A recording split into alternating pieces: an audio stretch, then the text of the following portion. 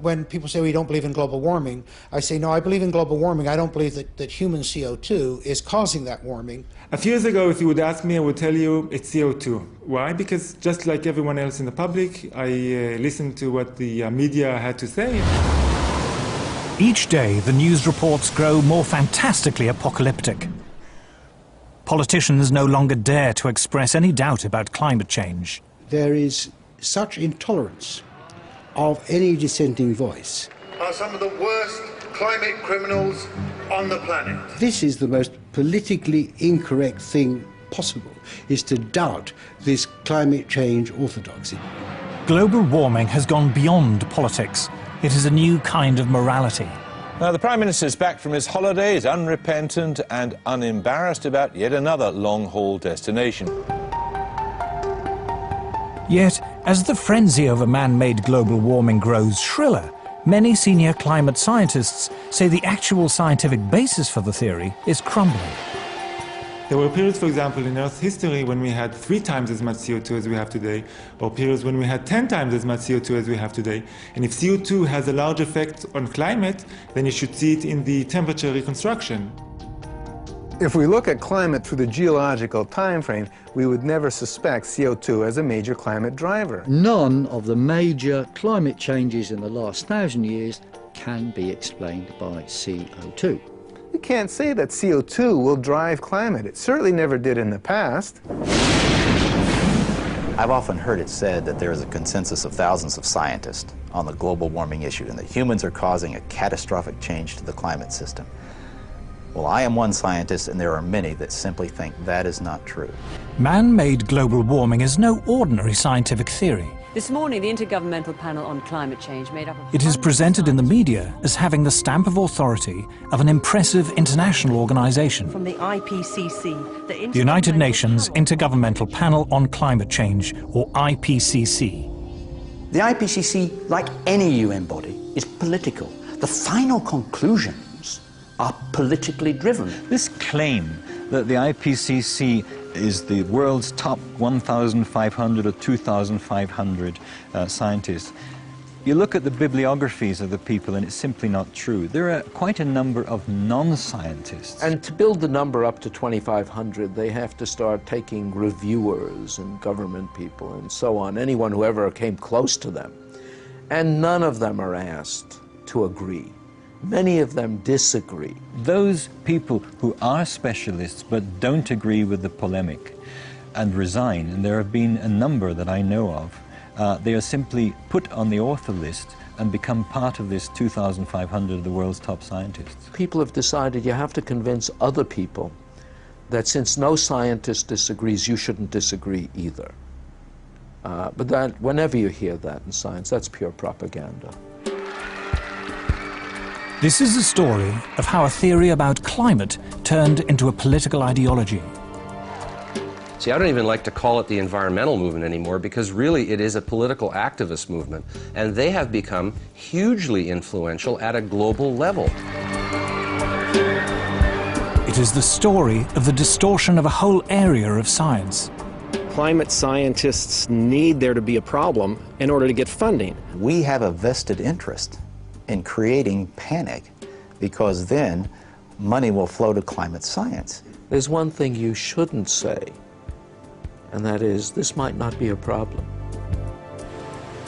It is the story of how a political campaign turned into a bureaucratic bandwagon. Fact of the matter is that tens of thousands of jobs depend upon global warming right now. It's a big business. It's become a great industry in itself. And if the whole global warming farrago collapsed, there'd be an awful lot of people out of jobs and looking for work. This is a story of censorship and intimidation.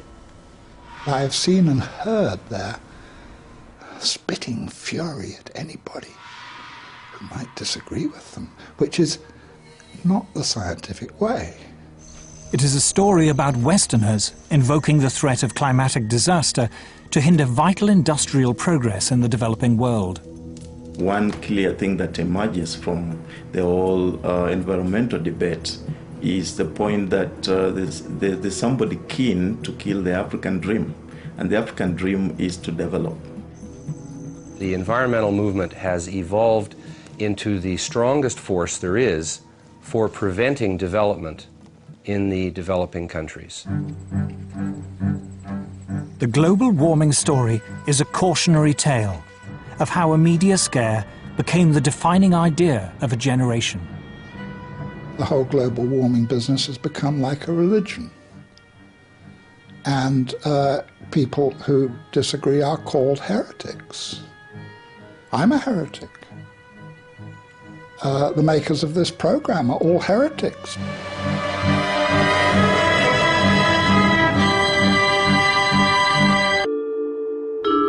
In 2005, a House of Lords inquiry was set up to examine the scientific evidence of man-made global warming. A leading figure in that inquiry was Lord Lawson of Blaby, who, as Chancellor of the Exchequer in the 1980s, was the first politician to commit government money to global warming research. We had a very, very thorough inquiry, took evidence from a whole lot of people expert in this area and produced a report. What surprised me was to discover how weak and uncertain the science was. In fact, there are more and more thoughtful people, some of them a little bit frightened to come out in the open, but who quietly, privately, and some of them publicly, are saying, hang on, wait a minute, this simply doesn't add up. We are told that the Earth's climate is changing. But the Earth's climate is always changing.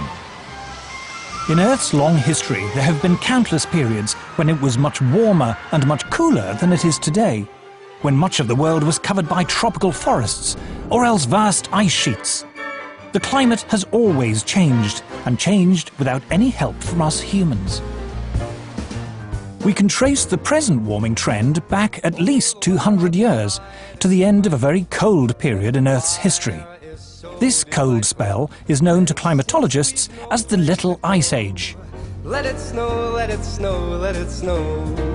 It doesn't show signs of stopping. In the 14th century, Europe plunged into the Little Ice Age. And where we would look for evidence of this are the old illustrations and prints and pictures of Old Father Thames, because during the hardest and toughest winters of that Little Ice Age, the Thames would freeze over. And there were wonderful ice fairs held on the Thames, skating and people actually selling things on the ice. If we look back further in time, before the Little Ice Age, we find a balmy golden era when temperatures were higher than they are today, a time known to climatologists as the medieval warm period.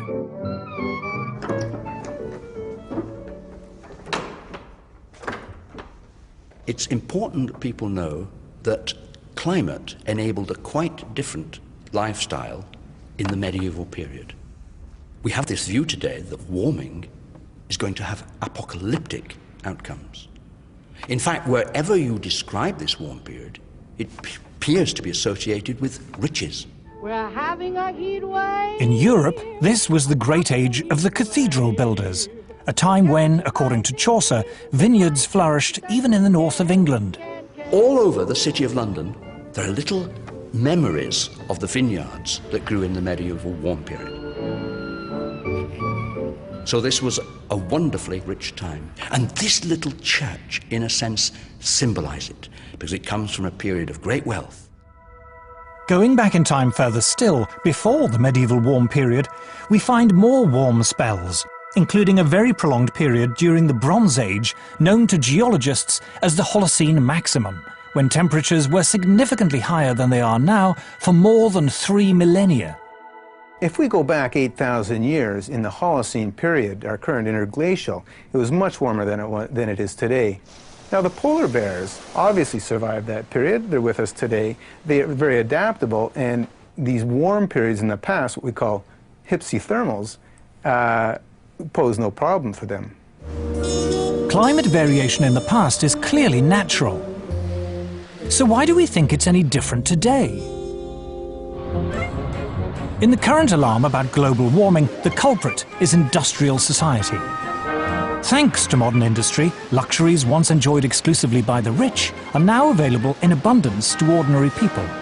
Novel technologies have made life easier and richer.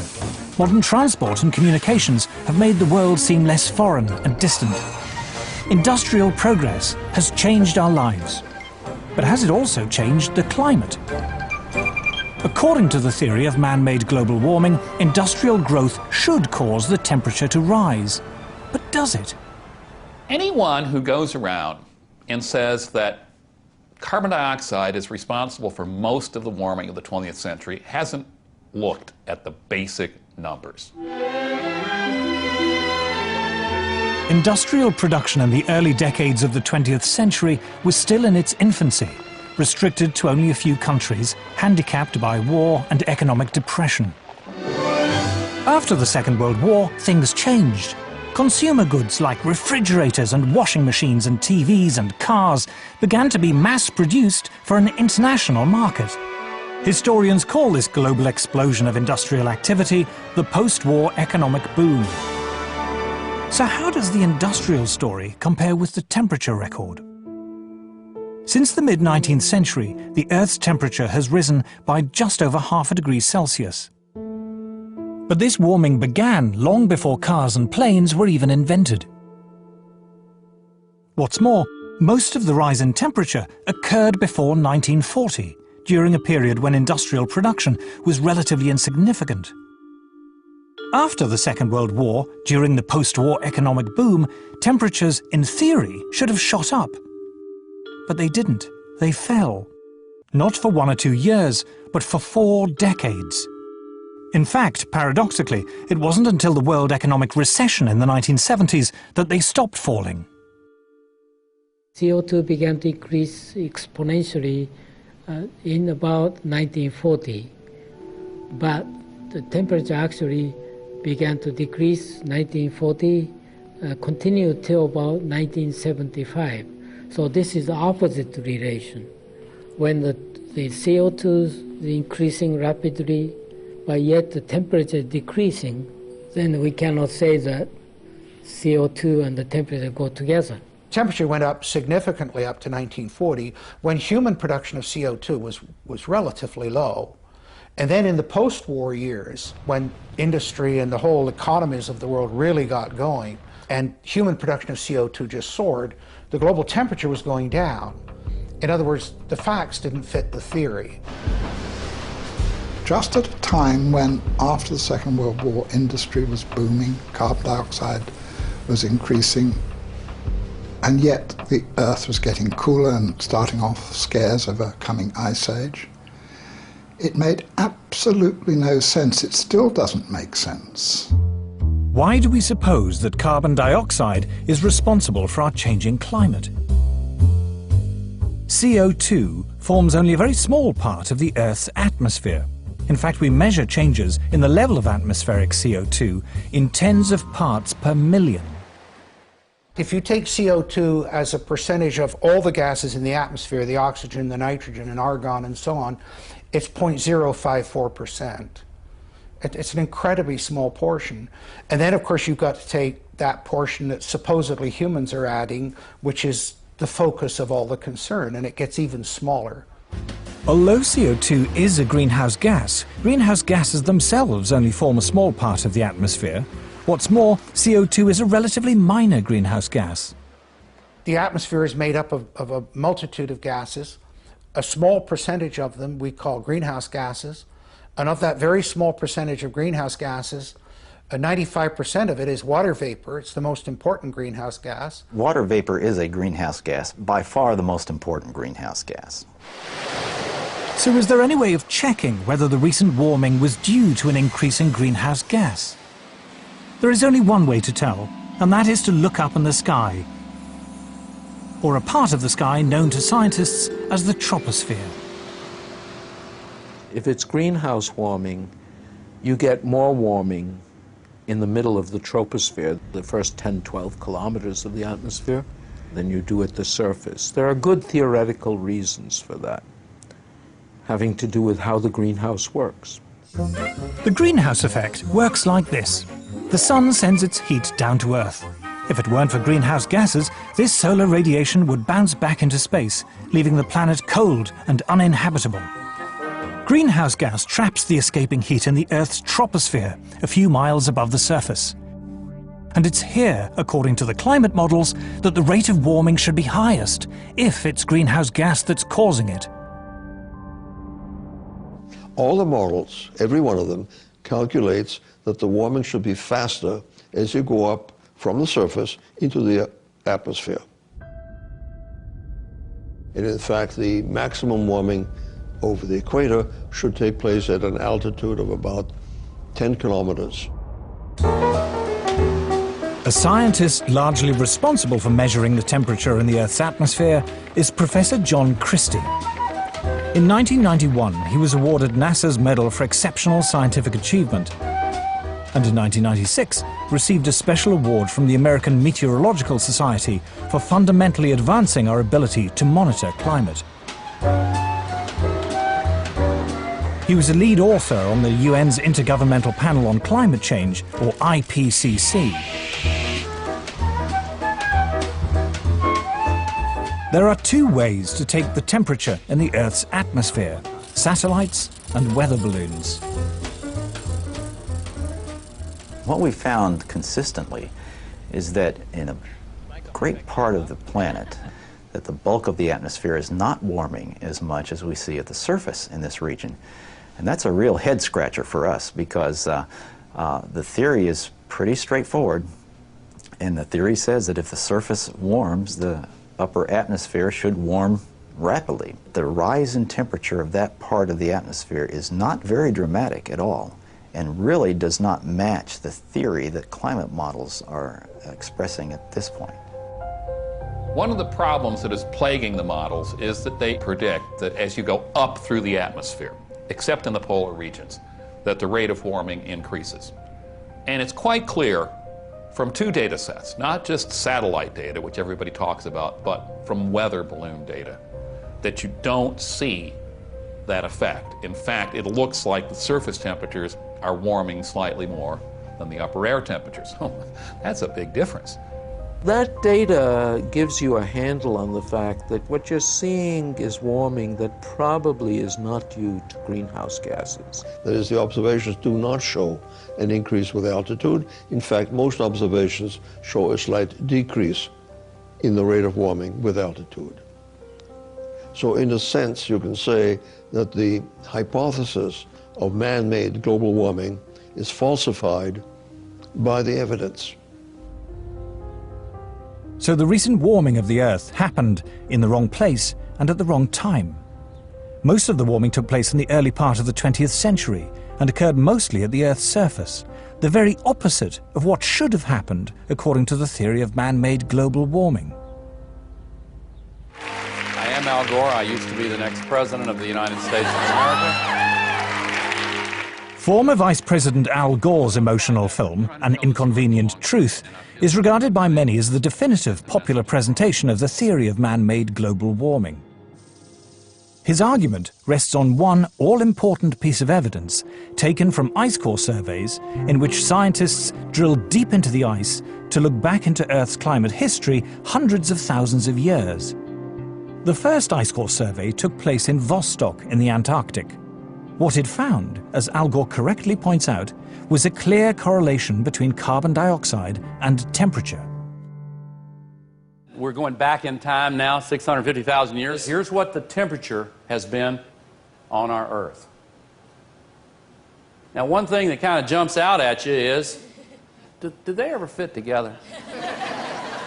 Most ridiculous thing I've ever heard. The relationship is actually very complicated, but there is one relationship that is far more powerful than all the others, and it is this. When there is more carbon dioxide, the temperature gets warmer.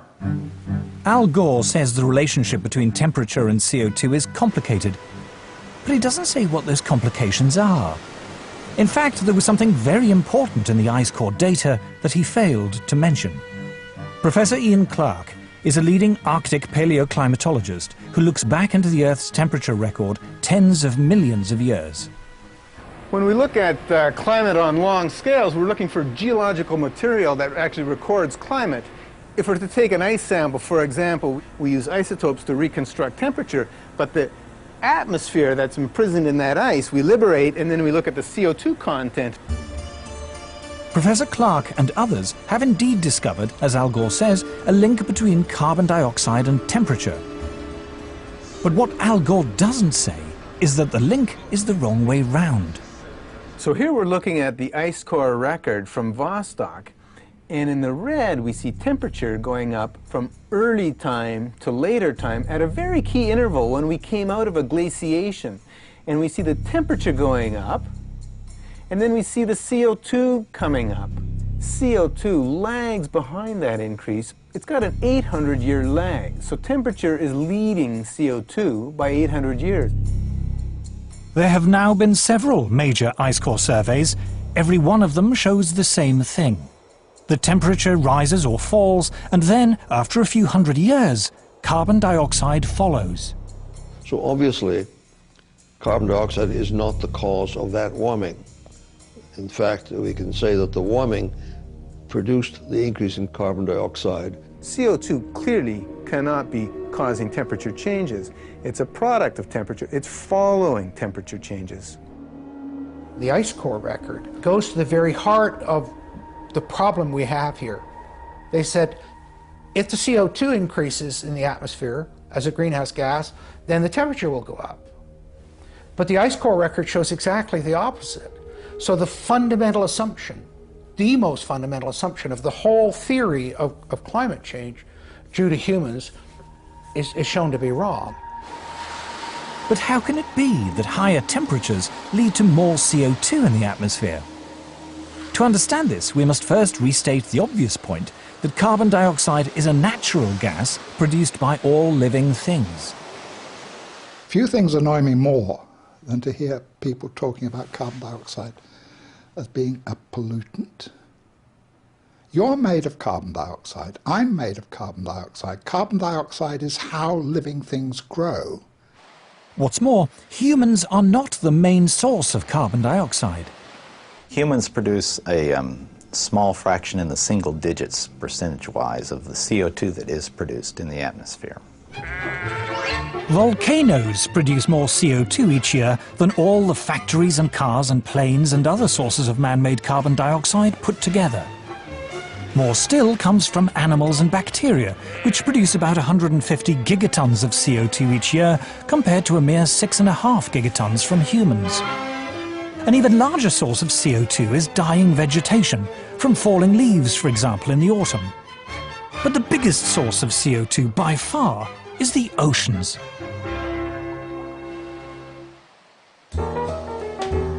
Carl Wunsch is Professor of Oceanography at MIT. He was also visiting Professor in Oceanography at Harvard University and University College London, and a Senior Visiting Fellow in Mathematics and Physics at the University of Cambridge. He is the author of 4 major textbooks on oceanography.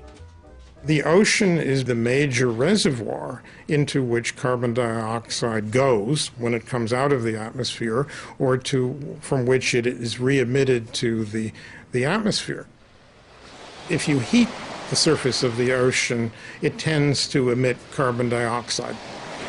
So similarly, if you cool the ocean surface, the ocean can dissolve more carbon dioxide. So the warmer the oceans, the more carbon dioxide they produce, and the cooler they are, the more they suck in. But why is there a time lag of hundreds of years between a change in temperature and a change in the amount of carbon dioxide going into or out of the sea? The reason is that oceans are so big and so deep, they take literally hundreds of years to warm up and cool down. This time lag means the oceans have what scientists call a memory of temperature changes. The ocean has a memory of past events running out as far as 10,000 years. So, for example, if somebody says, oh, I'm seeing changes in the North Atlantic, this must mean that the climate system is changing. It may only mean that something happened in a remote part of the ocean decades or hundreds of years ago, whose effects are now beginning to show up in the North Atlantic. The current warming began long before people had cars or electric lights. In the past 150 years, the temperature has risen just over half a degree Celsius. But most of that rise occurred before 1940. Since that time, the temperature has fallen for 4 decades and risen for 3. There is no evidence at all from Earth's long climate history that carbon dioxide has ever determined global temperatures. But if CO2 doesn't drive Earth's climate, what does?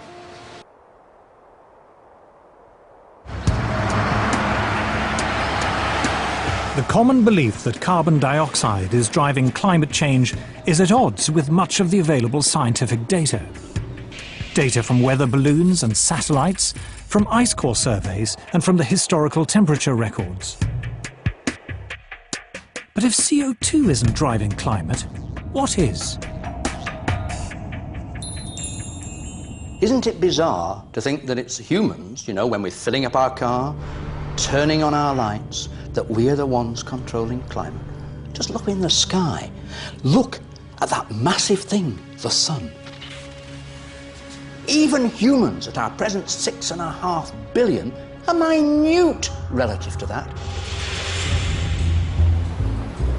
In the late 1980s, solar physicist Piers Corbyn decided to try a radically new way of forecasting the weather.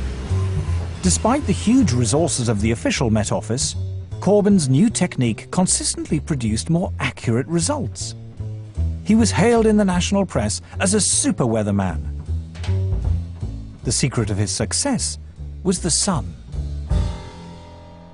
The origin of our solar weather technique of long-range forecasting came originally from study of sunspots and a desire to predict those.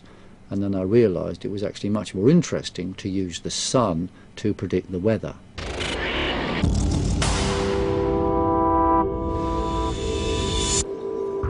Sunspots, we now know, are intense magnetic fields which appear at times of higher solar activity. But for many hundreds of years, long before this was properly understood, astronomers around the world used to count the number of sunspots in the belief that more spots heralded warmer weather.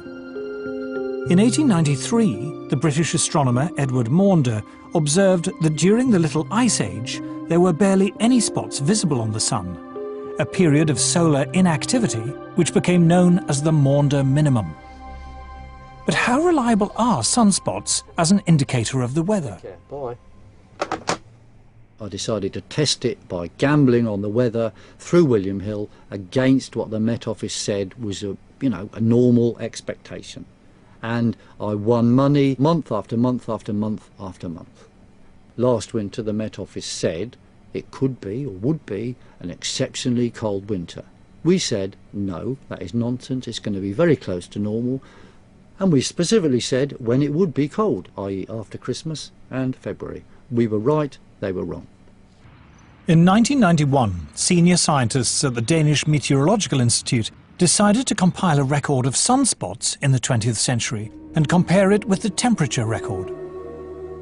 What they found was an incredibly close correlation between what the sun was doing and changes in temperature on Earth. Solar activity, they found, rose sharply to 1940, fell back for 4 decades until the 1970s, and then rose again after that. When we saw this correlation between the temperature and solar activity or sunspot cycle lengths, then people said to us, okay, it can be just a coincidence. So how can we prove that it's not just a coincidence? Well, one obvious thing is to have a longer time series or different time series. Then we went back in time.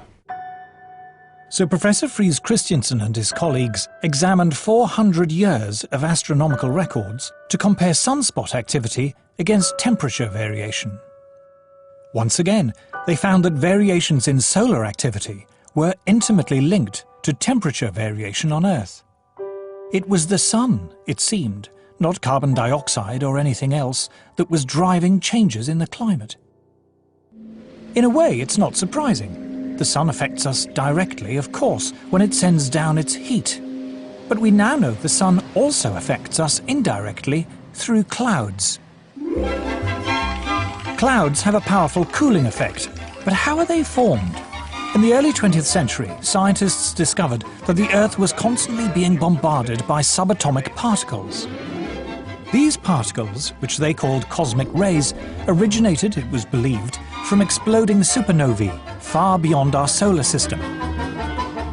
When the particles coming down meet water vapor rising up from the sea, they form water droplets and make clouds. But when the sun is more active and the solar wind is strong, fewer particles get through and fewer clouds are formed. Just how powerful this effect was became clear only recently, when an astrophysicist, Professor Nir Shaviv, decided to compare his own record of cloud-forming cosmic rays with the temperature record created by a geologist, Professor Jan Weitzer, going back 600 million years. What they found was that when cosmic rays went up, the temperature went down. When cosmic rays went down, the temperature went up. Clouds and the Earth's climate were very closely linked. To see how close, you just flip the lines. We just compared the graphs, just put them one upon the other, and it was just amazing. Jan Weitzer looked at me and says, you know, we have very explosive data here. I've never seen such vastly different records coming together so beautifully to show really what was happening over that long period of time. The climate was controlled by the clouds. The clouds were controlled by cosmic rays. And the cosmic rays were controlled by the sun. It all came down to the sun. If you had X-ray eyes, what appears as a nice, friendly yellow ball would appear like a raging tiger.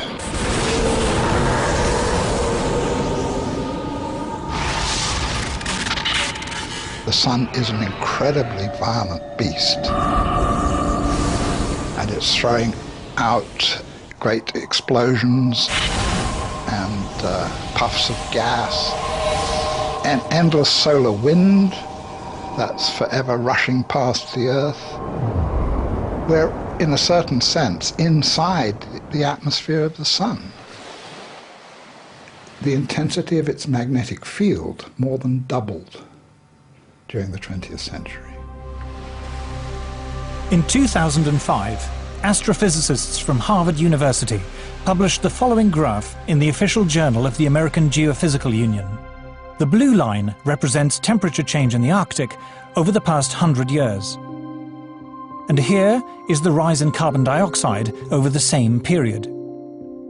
The two are not obviously connected, but now look again at the temperature record, and at this red line, which depicts variations in solar activity over the past century as recorded independently by scientists from NASA and America's National Oceanic and Atmospheric Administration. Solar activity over the last 100 years, over the last several hundred years, correlates very nicely on a decadal basis with sea ice and Arctic temperatures. To the Harvard astrophysicists and many other scientists, the conclusion is inescapable. The sun is driving climate change. CO2 is irrelevant.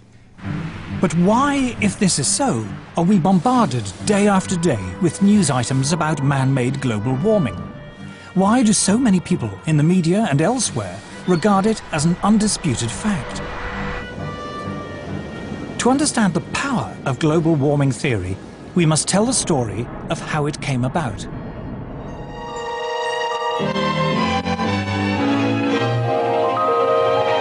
The weather satellite depicts a planet that grieves for its lost harvests in coming to the parched... Doom-laden predictions about climate change are not new. In 1974, the BBC warned us of impending disasters which might seem strangely familiar. Again and again, the newsreels have been showing us disasters of the weather.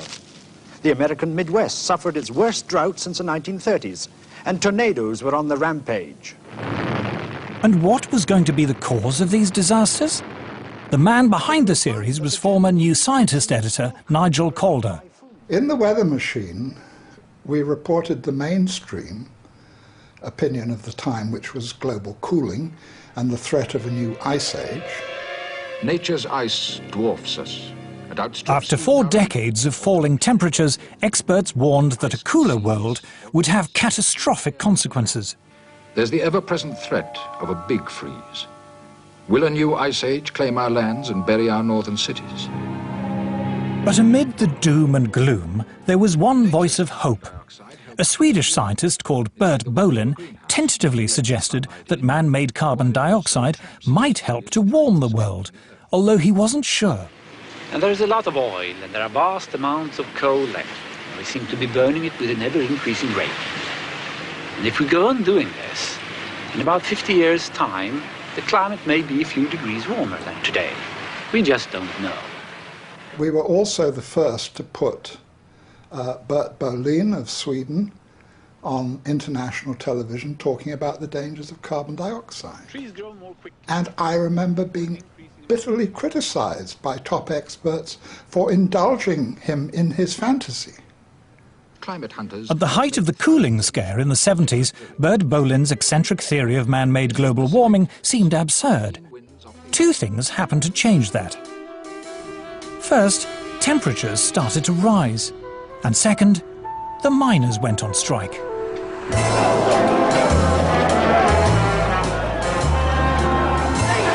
To Margaret Thatcher, energy was a political problem. In the early 70s, the oil crisis had plunged the world into recession, and the miners had brought down Ted Heath's Conservative government. Mrs. Thatcher was determined the same would not happen to her. She set out to break their power.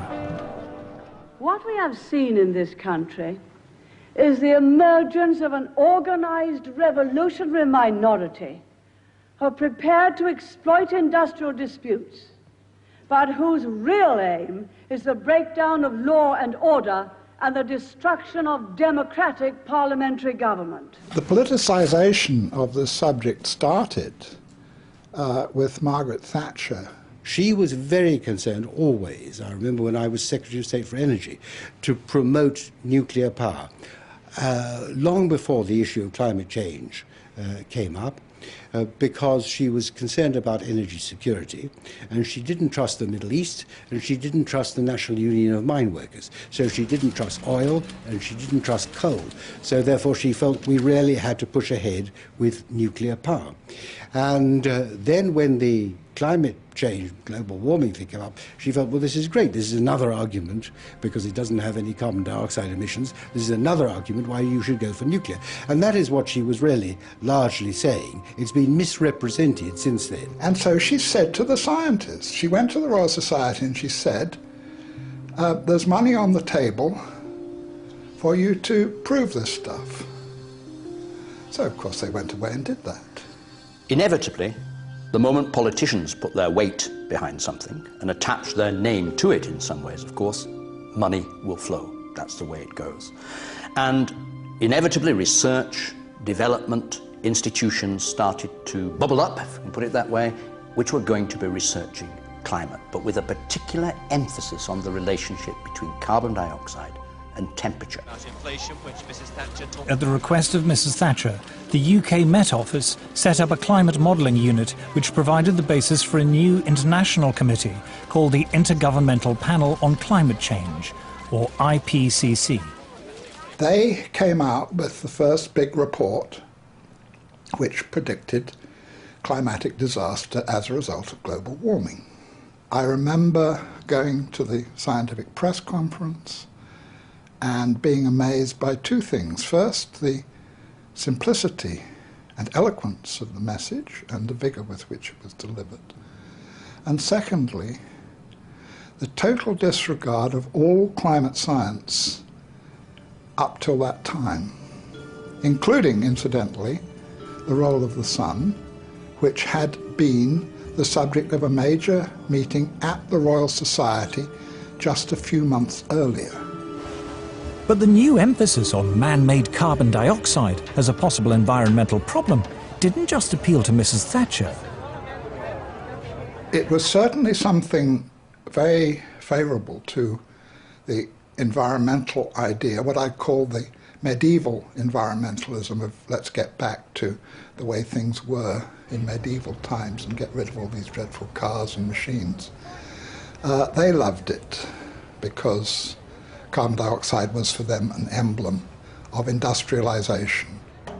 Well, carbon dioxide clearly is an industrial gas, and sort of tied in with economic growth, with transportation in cars, with what we call civilization. And there are forces in the environmental movement that are simply against economic growth. They think that's bad. It could be used to legitimize a whole suite of myths that already existed: anti-car, anti-growth, anti-development, and above all, anti that great Satan, the US. Patrick Moore is considered one of the foremost environmentalists of his generation. He is co-founder of Greenpeace. The shift to climate being a major focal point came about for two very distinct reasons. The first reason was because by the mid-'80s, a majority of people now agreed with all of the reasonable things we in the environmental movement were saying they should do. Now, when a majority of people agree with you, it's pretty hard to remain confrontational with them. And so the only way to remain anti-establishment was to adopt ever more extreme positions.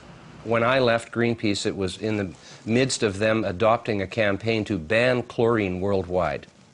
Like I said, you guys, this is one of the elements in the periodic table, you know. I mean, I'm not sure if that's in our jurisdiction to be banning a whole element. Destroying the wall were soon done. The other reason that environmental extremism emerged was because world communism failed, the wall came down, and a lot of peaceniks and political activists moved into the environmental movement, bringing their neo-Marxism with them, and learned to use green language in a very clever way to cloak agendas that actually have more to do with anti-capitalism and anti-globalization than they do anything with ecology or science. The left have been slightly disoriented by the manifest failure of socialism and indeed even more so of communism as it was tried out. And therefore they still remain as anti-capitalist as they were, but they have to find a new guise for their anti-capitalism. And it was a kind of amazing alliance from Margaret Thatcher on the right through to very left-wing anti-capitalist environmentalists that created this kind of momentum behind a loony idea. By the early 1990s, man-made global warming was no longer a slightly eccentric theory about climate. It was a full-blown political campaign. It was attracting media attention, and as a result, more government funding. Prior to Bush the Elder, I think the level of funding for climate and climate-related sciences was somewhere around the order of $170 million a year, which was reasonable for the size of the field. It jumped to $2 billion a year, more than a factor of 10. And yeah, that changed a lot. I mean, that's a lot of jobs. A lot of jobs. It brought a lot of new people into it who otherwise were not interested. So you developed whole cadres of people whose only interest in the field was that there was global warming. If I wanted to do research on, shall we say, the squirrels of Sussex, what I would do, and this is any time from 1990 onwards, I would write my grant application saying, I want to investigate the nut-gathering behavior of squirrels with special reference to the effects of global warming. And that way I get my money. If I forget to mention global warming, I might not get the money. There's really no question in my mind that the large amounts of money that have been fed into this particular, rather small area of science have distorted the overall scientific effort.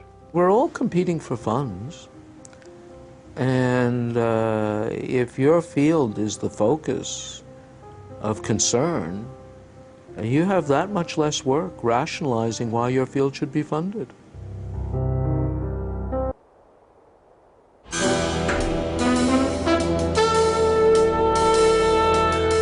By the 1990s, tens of billions of dollars of government funding in the US, UK and elsewhere were being diverted into research relating to global warming.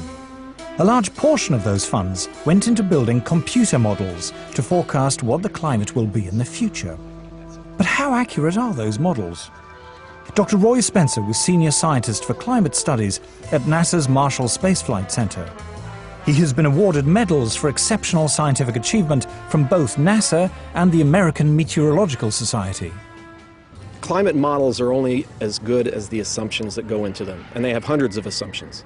All it takes is one assumption to be wrong for the forecast to be way off. Climate forecasts are not new, but in the past, scientists were more modest about their ability to predict the weather. Any attempt at forecasting changes of climate meets skepticism from the men who model the weather by computer. In making decisions which affect people, a bad prediction as to what the climate of the future will be can be far worse than none at all. I'm afraid that our understanding of the complex weather machine is not yet good enough to make a reliable statement of the future. All models assume that man-made CO2 is the main cause of climate change, rather than the sun or the clouds. The analogy I use is like my car is not running very well, so I'm going to ignore the engine, which is the sun, and I'm going to ignore the transmission, which is the water vapor, and I'm going to look at one nut on the right rear wheel, which is the human-produced CO2.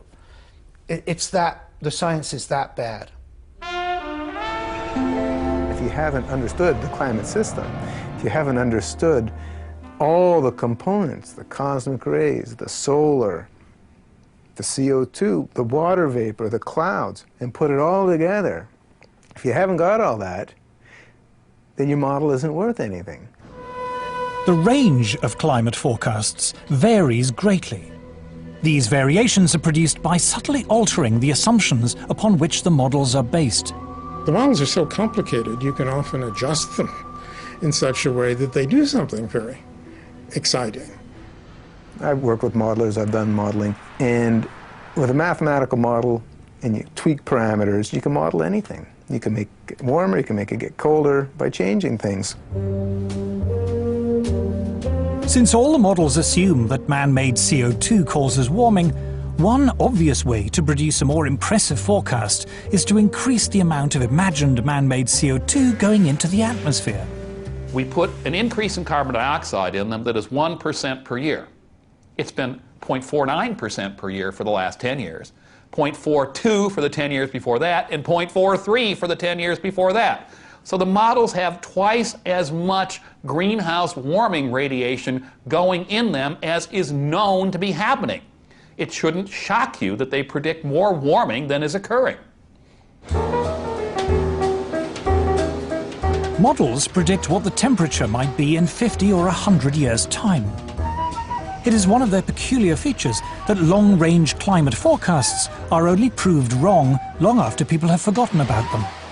As a result, there is a danger, according to Professor Carl Wunsch, that modelers will be less concerned in producing a forecast that is accurate than one that is interesting.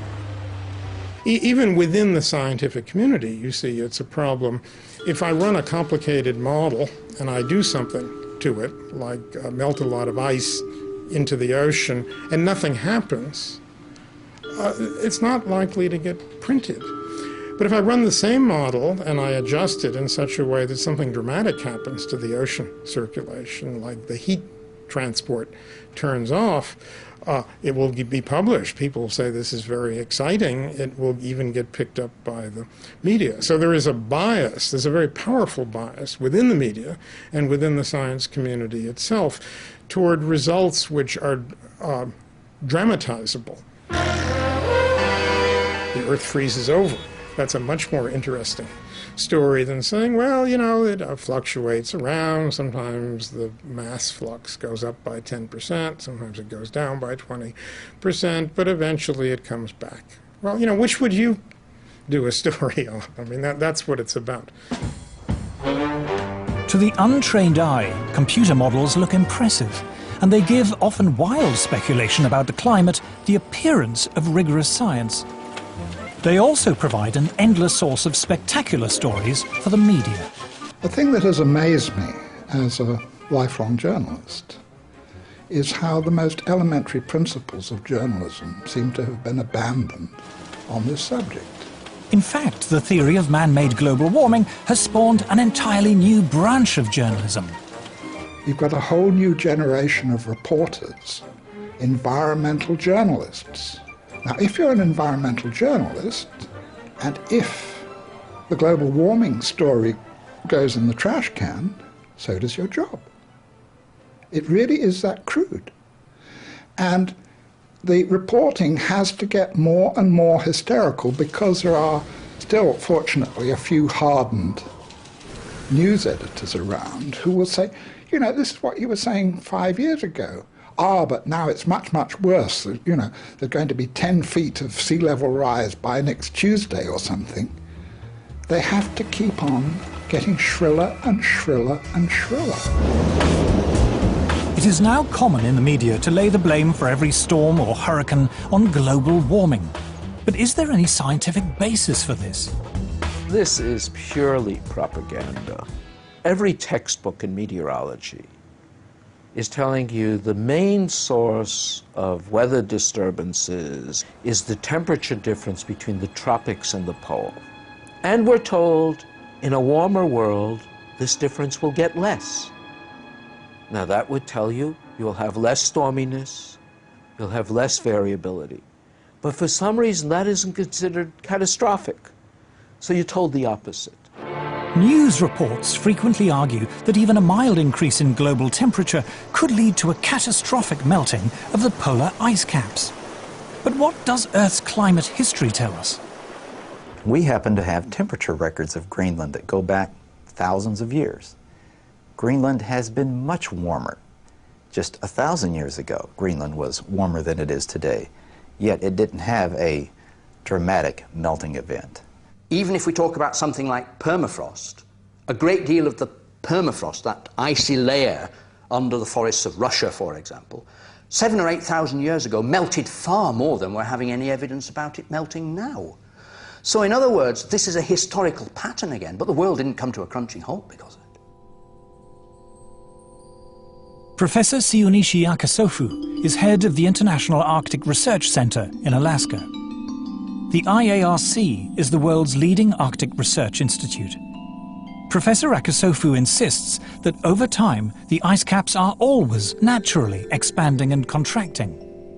There are reports from time to time a big chunk of ice break away from the Antarctic continent.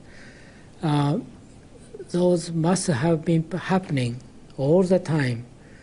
But because now we have a satellite that can detect those, that's why they become the news. This data from NASA's meteorological satellites shows the huge natural expansion and contraction of the polar sea ice taking place in the 1990s. Practically all the TV programs that relate to global warming show big chunk of ice falling from the edge of the glaciers, but people forget that ice is always moving. News reports frequently show images of ice breaking from the edge of the Arctic. What they don't say is that this is as ordinary an event in the Arctic as falling leaves on an English autumn day. They ask me, did you see ice falling from the edge of the glaciers? Yes. That's the spring breakup. That's happened every year. Press come to us all the time, you know, I want to see something that the greenhouse disaster. I say there's none. Alarming television programs raise the fearful prospect of vast tidal waves flooding Britain. But what causes the sea level to change, and how fast does it happen? Sea level changes over the world in general are governed fundamentally by two factors. What we would call local factors, the relationship of the sea to the land, which often, by the way, is to do with the land rising or falling than anything to do with the sea. But if you're talking about what we call eustatic changes of sea, worldwide changes of sea, that's through the thermal expansion of the oceans, nothing to do with melting ice. And that's an enormously slow and long process. people say, oh, I see the ocean doing this last year, that means that something changed in the atmosphere last year. And this is not necessarily true at all. In fact, it's actually quite unlikely, because it can take hundreds to thousands of years for the deep ocean to respond to forces and changes that are taking place at the surface. It is also suggested that even a mild rise in temperature will lead to the spread northward of deadly insect-borne tropical diseases like malaria. But is this true? Professor Paul Reiter of the Pasteur Institute in Paris is recognized as one of the world's leading experts on malaria and other insect-borne diseases. He is a member of the World Health Organization Expert Advisory Committee, was chairman of the American Committee of Medical Entomology of the American Society for Tropical Medicine, and lead author on the health section of the US National Assessment of the Potential Consequences of Climate Variability. As Professor Reiter is eager to point out, mosquitoes thrive in very cold temperatures. Mosquitoes are not specifically tropical. Most people will realize that in temperate regions there are mosquitoes. In fact, mosquitoes are extremely abundant in the Arctic. The most devastating epidemic of malaria was in the Soviet Union in the 1920s. There were something like 13 million cases a year and something like 600,000 deaths. A tremendous catastrophe that reached up to the Arctic Circle. Archangel had 30,000 cases and about 10,000 deaths. So it's not a tropical disease. Yet these people in the global warming fraternity invent the idea that malaria will move northwards. Climate scare stories cannot be blamed solely on sloppy or biased journalism. According to Professor Reiter, hysterical alarms have been encouraged by the reports of the United Nations Intergovernmental Panel on Climate Change, or IPCC. On the spread of malaria, the IPCC warns us that mosquito species that transmit malaria do not usually survive where the mean winter temperature drops below 16 to 18 degrees Celsius. According to Professor Reiter, this is clearly untrue. I was horrified to read the second and the third assessment reports because there was so much misinformation without any kind of recourse, or virtually without mention of the scientific literature, the truly scientific literature, the literature by specialists in those fields. In a letter to the Wall Street Journal, Professor Frederick Seitz, former president of America's National Academy of Sciences, revealed that IPCC officials had censored the comments of scientists. He said that this report is not the version that was approved by the contributing scientists. At least 15 key sections of the science chapter had been deleted. These included statements like, none of the studies cited has shown clear evidence that we can attribute climate changes to increases in greenhouse gases. No study to date has positively attributed all or part of the observed climate changes to man-made causes. Professor Seitz concluded, I have never witnessed a more disturbing corruption of the peer review process than the events that led to this IPCC report. In its reply, the IPCC did not deny making these deletions, but it said there was no dishonesty or bias in the report and that uncertainties about the cause of global warming had been included. The changes had been made, it said, in response to comments from governments, individual scientists, and non-governmental organizations. When I resigned from the IPCC, I thought that was the end of it. But when I saw the final draft, my name was still there, so I asked for it to be removed. Well, they told me that I had contributed, so it would remain there. So I said, no, I haven't contributed, because they haven't listened to anything I've said. So in the end, it was quite a battle. But finally, I threatened legal action against them, and they removed my name. And I think this happens a great deal. Those people who are specialists but don't agree with the polemic and resign, and there have been a number that I know of, they are simply put on the author list and become part of this 2,500 of the world's top scientists. Research relating to man-made global warming is now one of the best-funded areas of science. The US government alone spends more than $4 billion a year. According to NASA climatologist Roy Spencer, scientists who speak out against man-made global warming have a lot to lose. It's generally harder to get research proposals funded because of the stands that we've taken publicly. And you'll find very few of us that are willing to take a public stand because it does cut into their research funding. It is a common prejudice that scientists who do not agree with the theory of man-made global warming must be being paid by private industry to tell lies. I get it all the time. You must be in the pay of the multinationals. Sadly, like most of the scientists you'll talk to, I haven't seen a penny from the multinationals. I'm always accused of being paid by the oil and gas companies. I've never received a nickel from the oil and gas companies. I joke about I wish they would pay me, then I could afford their product. Whenever anybody says that I'm in the pay of an oil company, I say my bank manager would wish. There is almost no private sector investment in climatology, and yet to be involved in any research project which involves an industry grant, no matter how small, can spell ruin to a scientist's reputation. Modern technology fueled by greenhouse gases. Patrick Michaels is Professor of Environmental Sciences at the University of Virginia. He was chair of the Committee on Applied Climatology at the American Meteorological Society, president of the American Association of State Climatologists, the author of 3 books on meteorology, and an author and reviewer on the UN's Intergovernmental Panel on Climate Change. But when he conducted research which was part funded by the coal industry, he found himself among those under attack from climate campaigners. British-based corporations are some of the worst climate criminals on the planet. Shell is based in the UK, right here in London. We have the right and the duty to take it back into public ownership, dismantle it, break it up, and send its managers to rehabilitation training. But reasoned debate is not the only casualty in the global warming alarm. As international public policy bears down on industrial emissions of carbon dioxide, the developing world is coming under intense pressure not to develop. I'm no expert on climate change, I'm no scientist, and what I'm going to say next is a great big turn-off. It's just that.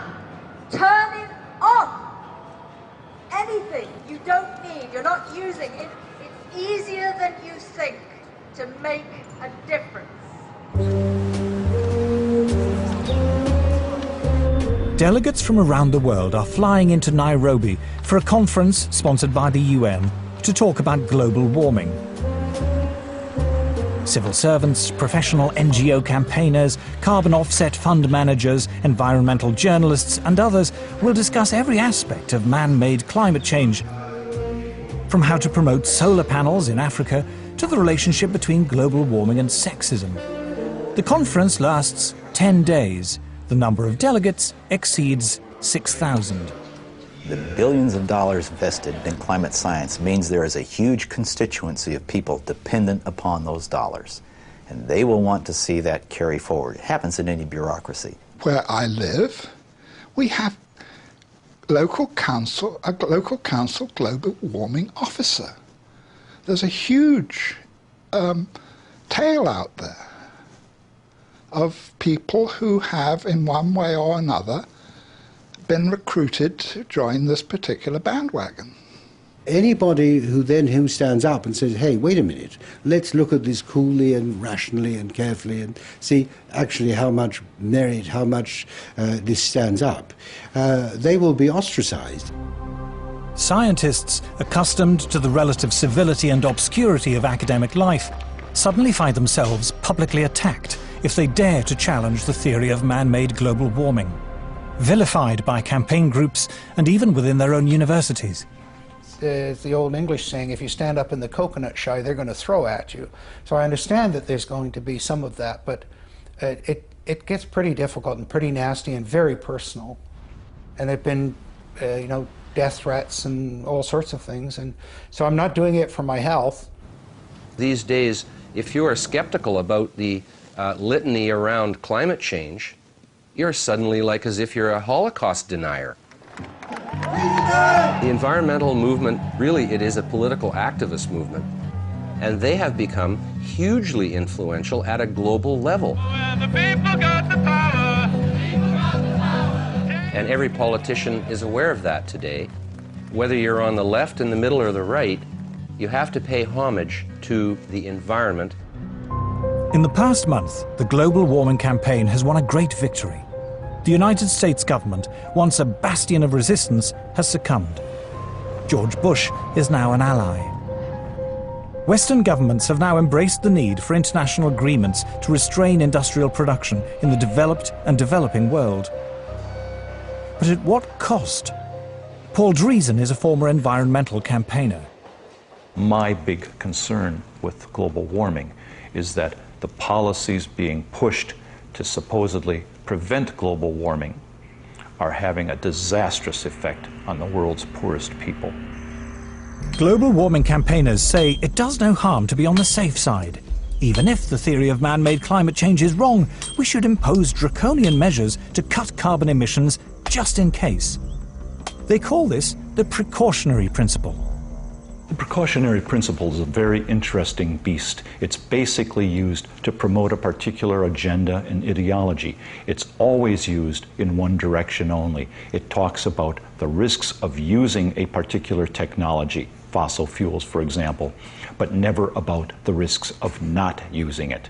It never talks about the benefits of having that technology.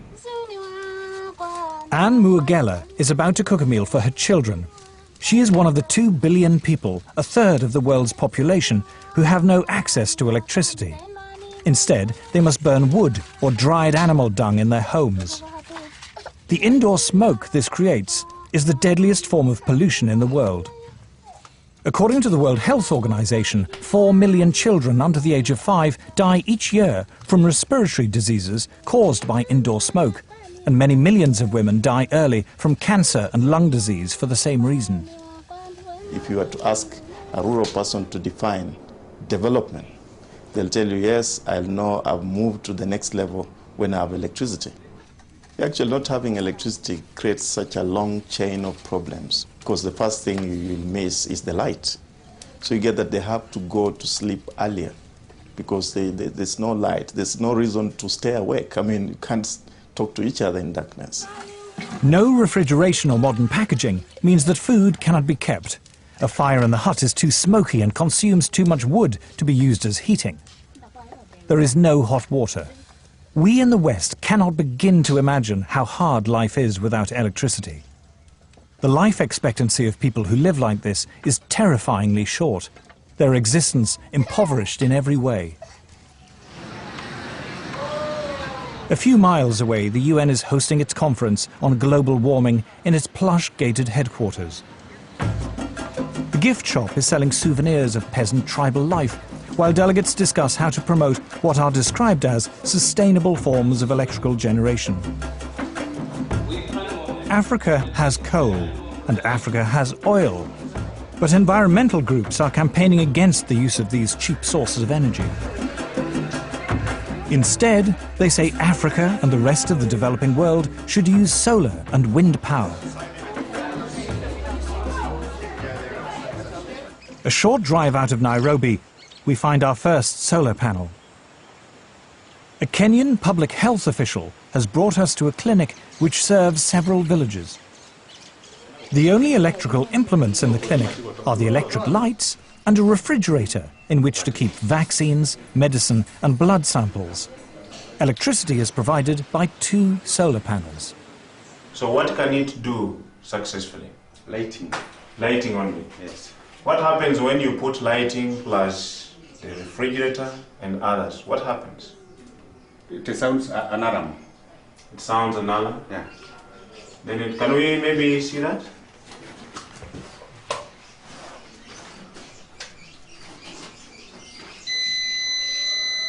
The solar panels allow Dr. Samuel Mwangi to use either the lights or the refrigerator, but not both at the same time.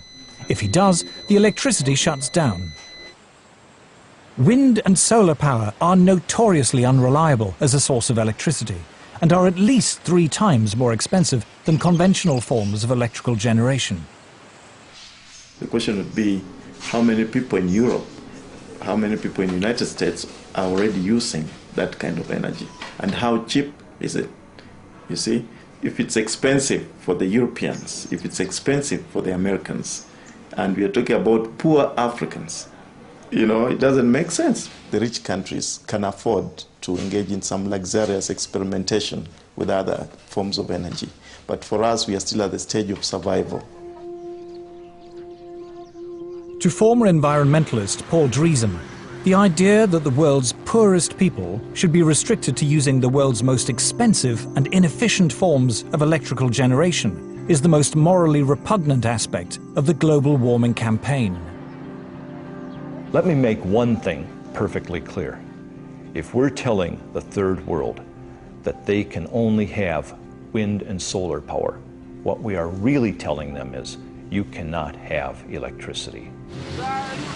The challenge we have when we meet Western environmentalists who say we must engage in use of solar panels and wind energy is how we can have Africa industrialized. Because I don't see how a solar panel is going to power a steel industry, how a solar panel is going to power maybe some railway train network. It might work maybe to power a small transistor radio. I think one of the most pernicious aspects of the modern environmental movement is this romanticization of peasant life. And the idea that industrial societies are the destroyers of the world. One clear thing that emerges from the whole environmental debate is the point that there's somebody keen to kill the African dream, and the African dream is to develop. The environmental movement has evolved into the strongest force there is for preventing development in the developing countries. If you're being told, don't touch your resource, don't touch your oil, don't touch your coal, that is suicide. I think it's legitimate for me to call them anti-human. Like, okay, you don't have to think humans are better than whales or better than owls or whatever if you don't want to, right? But surely it is not a good idea to think of humans as sort of being scum, that it's okay to have hundreds of millions of them go blind or die or whatever. I just can't relate to that. The theory of man-made global warming is now so firmly entrenched, the voices of opposition so effectively silenced, it seems invincible, untroubled by any contrary evidence, no matter how strong. The global warming alarm is now beyond reason. There will still be people who believe that this is the end of the world, particularly when you have, for example, the chief scientist of the UK telling people that by the end of the century, the only habitable place on the Earth will be the Antarctic. And humanity may survive thanks to some breeding couples who move to the Antarctic. I mean, this is hilarious. It would be hilarious, actually, if it weren't so sad.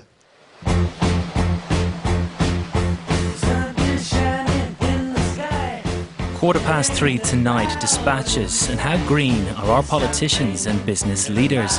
Next Monday night at 8, dispatches again, this time focusing on Prince Charles, independent monarch or meddling prince. Next tonight, Mammoth Movie, the beautiful tale of a fateful love affair, The English Patient.